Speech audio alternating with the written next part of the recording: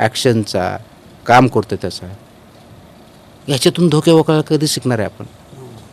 मला वाटतं हे करणं ही काळाची खूप मोठी गरज आहे. आणि त्याच्यामध्ये आपल्यासारख्या मीडियाचा सुद्धा तेवढाच इम्पॉर्टंट आहे. आपल्या समाजामधल्या आई वडील आहे, सर्वांचा विचार आहे, आवश्यक आहे. माझ्यासारख्या पब्लिक सर्वंटचा सुद्धा त्याच्यामध्ये रोल आहे. मला जेवढं करणं शक्य तेवढं मी करतो. प्रत्येकाने हा प्रश्न स्वतःला विचारला पाहिजे. आपण जीवनामध्ये वाहत चाललो आहे, मोबाईल आपण वापरतोय का मोबाईलच आपल्याला वापरतोय, हाही प्रश्न आपल्याला विचारण्याचा. पण मुंडे साहेब, मग याच सगळ्या अल्गोरिदममध्ये ठीक आहे, सोशल मीडियातनं एक अख्खं जेनजीचं आंदोलन पण तो उभं राहिलं, तो त्याचा पॉझिटिव्ह भाग पण आपण बघितलं. नाही, मी आय थिंक मी हे म्हणलं नाही जेनजी चुकीची आहे. माझं उलटं म्हणणं आहे, जेनजीमध्ये जी कपॅसिटी आहे, जेनजीमध्ये जी डेप्थ आहे, जेनजीमध्ये डिसिजन घेण्याची जी कुवत आहे, ती खूप मोठी आहे, अत्यंत मोठी आहे. ती ताकद खूप मोठी आहे. मोबाईल वापरू नका म्हणतच नाही, डिजिटल टेक्नॉलॉजी वापरलीच पाहिजे, फक्त ती योग्य वापरली पाहिजे. जेनजीमध्ये जी एनर्जी आहे, जर ते कुठे चुका करत असतील, जे आता मी सांगितलं, त्याला पॉज करण्याची गरज, डायरेक्शन देण्याची गरज आहे. कुणी? जेनजीनी स्वतः, त्यांचे पेरेंट्स असतील, समाज असेल, सर्वांची जबाबदारी. मी हे म्हटलं नाही डिजिटल टेक्नॉलॉजी चुकीची, ॲब्सोल्युटली नाही. ठीक आहे, ती डेप्थ आहे त्यांच्याकडे आणि त्यांच्या खरोखरच कपॅसिटी आहे. आत्ता जे तुम्ही आंदोलनाची गोष्ट केली, याचा तुम्ही अभ्यास जर केला असेल आणि ॲनालिसिस केला असेल, 2-3 गोष्ट प्रकाशन सांगतात. एक, त्यांना उतरंड मान्य नाही. जी आपल्या पहिल्यापासून उतरंड हायरार्की ती मान्य नाही. चुकीचं आहे का? ॲब्सोल्युटली नाही, ॲब्सोल्युटली बरोबर आहे. का उतरंड असावी? त्यांना एकमेव अशी लिडरशिप मान्य नाही. प्रत्येकजण लिडर आहे, अत्यंत करेक्ट आहे. Everybody is leader. का प्रत्येक एकजणाची लिडरशिप मान्य करावं? जर त्यांना जे मान्य नसेल तर त्यांचे विचार वेगळे असू शकत नाहीत का? अगदी बरोबर आहे, त्याचं काही चुकीचं नाही. गरज कुठं आहे? जिथं प्रवाह चुकीच्या दिशेने चालला आहे त्यांना योग्य दिशेनं नेणं ही समाजाची गरज आहे, समाजाची आवश्यकता आहे. ते करणं गरजेचं आहे. जनजी उथळ आहेत हे म्हणणं आहे. बऱ्याच जणांचे असं केलं आहे, जनजी आळशी आहेत, फक्त ते मोबाईलवरचं, असं अत्यंत चुकीचं आहे. ॲक्च्युली आपण त्यांना अंडरस्टँड करून घेतलं पाहिजे, समजून घेतलं पाहिजे. रादर असं झालेलं आहे की जनजीमध्ये पर्टिक्युलरली ह्या गोष्टीमुळं विचार करण्यामध्ये काही लिमिटेशन जे आलेले आहेत त्या का आलेल्या आहेत? आपण जर आज बघितलं तर नैराश्य हे आतून वाढलेलं आहे. सर्वात जास्त कम्युनिकेशन जे असेल आजच्या युगात आहे, संवाद अत्यंत कमी झाला आहे. व्हॉट्सअप करतोय, नात्यामधली ऊब कमी झाली आहे, फ्लो वाढलाय, विचार करण्याची क्षमता कुठेतरी क्वेश्चनेबल झाली आहे. योग्य प्रकारे जात आहे का? हा आपण कधी विचार करणार आहोत? हा सामाजिक प्रश्न आहे, हा जनजीचा प्रश्न नाही आहे. बिलकुल, हा सामाजिक प्रश्न आहे, हा राज्याचा प्रश्न आहे, हा देशाचा प्रश्न आहे, हा जगाचा प्रश्न आहे. त्याच्यामुळे फक्त जनजी चुकीचं वागतायत असं सुपरफिशियल त्याचं अनालिसिस करणं अत्यंत चुकीचं ठरतं आहे. डेप्थमध्ये जा. म्हणून त्यांच्यामध्ये जो हीच जनजी आहे हे एन्व्हायरमेंटच्या प्रॉब्लेमवरती किती बोलते बघा. हो, क्लायमेट चेंज. सर्वात जास्त ॲक्टिव्हिस्ट तुम्हाला किती दिसतील? 10-10 वर्षाचे ॲक्टिव्हिस्ट दिसतील. अगदी. तुमच्या आमच्या काळात असे ॲक्टिव्हिस्ट कधी ऐकले होते का? राईट. नाही. ही जनजी आहे जे मेंटल चॅलेंजेसबद्दल बोलत आहे. आपल्या काळात मेंटल चॅलेंज बोलून वेडा समजायचं. खरं. हे करेज आलं कुठून? एवढं करेज तुमच्या माझ्यात आहे का? Please understand, these are all assets.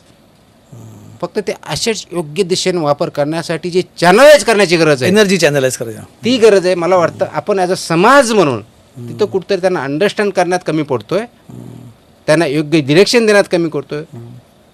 आपला जो ॲटिट्यूड आहे की आम्ही म्हणेल ती पूर्व दिशा ते योग्य तुम्ही ऐका, असं नाही चालणार. मोठ्यांचं छोट्याने ऐकलं त्याच्यामुळं इंटरॅक्शन, संवाद जो आहे तो वाढवला पाहिजे आणि तो संवादाच्या माध्यमातून त्यांचे इश्यूज काय ते समजून घ्या, आजची डिजिटल टेक्नॉलॉजी समजून घ्या आणि त्याचा योग्य वापर करून जर पुढे नेलं तर ही जी आहे हे नवीन, म्हणजे त्याला अल्फा म्हणा, पुढचं येणारं बीटा म्हणा जनरेशन आहे, जे जनरेशन आहेत हे डायरेक्शन पडली तर मला वाटत नाही याच्यापेक्षा चांगली पॉवर जगात कुणाकडे आहे. कारण आज सर्वात मोठं वॉर जे चाललेलं आहे ते विचारांचं वॉर आहे आणि ते विचार हे योग्य असावेत, त्या दृष्टीनं काम करण्याची गरज आहे. मग अशा विषय खरं तर निघाला तर तुमच्या, आपण बोलतो तुमच्या घराबद्दल बोलतो, तुमच्या आई, तुम्ही म्हटलात की आई खूप रिलिजियस होत्या, स्पिरिच्युअल होत्या, religious spiritual, I stand corrected, त्या खूप स्पिरिच्युअल होत्या. पण तरी म्हणजे तुम्ही म्हणजे माझी माहिती जी आहे तुम्ही करेक्ट करा, म्हणजे आईंच्या गेल्यानंतर तुम्ही कुठलाही त्यांचा विधी केला नाही, काय 10वं 13वं गोड जेवण काय काहीच केलं नाही? बिलकुल नाही केलं.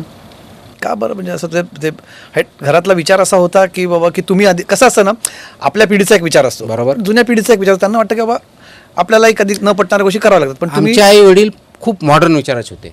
बरं म्हणजे आई वडील शिकलेले नव्हते, म्हणजे तुमच्या टेक्निकल टर्म्समध्ये ते इलिटरेट होते, बरं पण अशिक्षित नव्हते. हम्म, हम्म, ते पूर्णपणे शिक्षित होते हम्म, हम्म, आणि खूप मॉडर्न होते. त्याची मी 2-3 उदाहरणं देतो. म्हणजे त्या काळातही शिक्षण, मुलांना सर्वांना शिक्षण घ्यायचं हे वडिलांनी शिकवलं, आईवडिलांनी ठरवलं. हम्म. माझा भाऊ गावातला पहिला ग्रॅज्युएट आहे, बरं, फर्स्ट ग्रॅज्युएट. फर्स्ट जनरेशन तुमच्या घरातले. हां, आम्ही फर्स्ट जनरेशन आहेत, तर पण भाऊ सुद्धा first graduate from the village. कदाचित जिल्ह्यातला खूप कमी म्हणजे अनेक गावापैकी तो एक असेल. हम्म, म्हणजे खूप कमी गाव आम्ही ग्रॅज्युएट झालेला तो एक असेल त्या काळातला. माझ्या आणि त्याच्यामध्ये जवळजवळ 11-12 वर्षाचा गॅप आहे मोठ्या भावात आणि माझ्यामध्ये. हम्म, हा पहिला तुम्हाला मॉडर्न थिंकिंग ज्याला म्हणतो की ॲडव्हान्स थिंकिंग त्याच्यातला भाग. दुसरा,